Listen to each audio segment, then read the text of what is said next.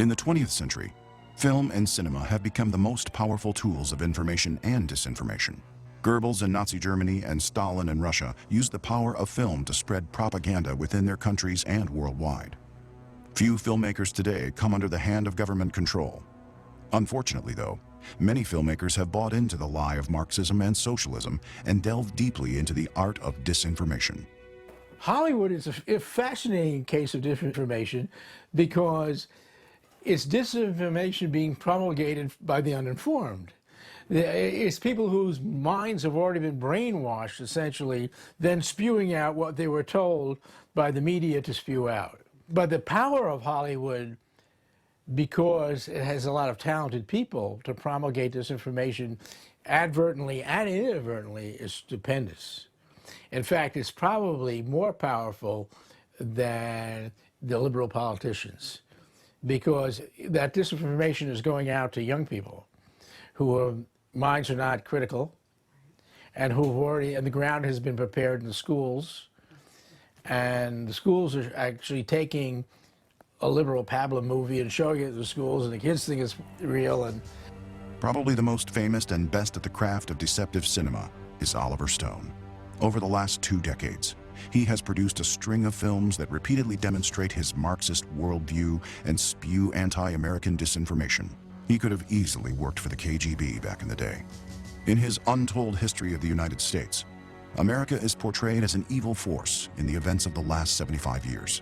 The pseudo-documentary film series evokes overt sympathy for the Germans and the Japanese during World War II, as well as for Stalin himself. It's just total nonsense, and it portrays, again, Comrade Stalin as this poor, misunderstood person. And if we'd only been nicer to Comrade Stalin, things would have worked out so much better. I mean, the Cold War is our fault, according to them. what he's done for Showtime is much more dangerous, because that presents it as a documentary of World War II and says that the U.S. was unfair to Stalin at Yalta and things like that. And first of all, the average viewer has never heard of Yalta. They vaguely heard of Stalin as kind of a Russian bad guy. They don't know anything about any of this stuff. So they've effectively been propagandized. They've been recipients of disinformation. I was sitting down with a woman who's a prominent figure in the Hispanic American community, and she was telling me that she was learning all kinds of things about this country that she hadn't known as a result of Oliver Stone and his research.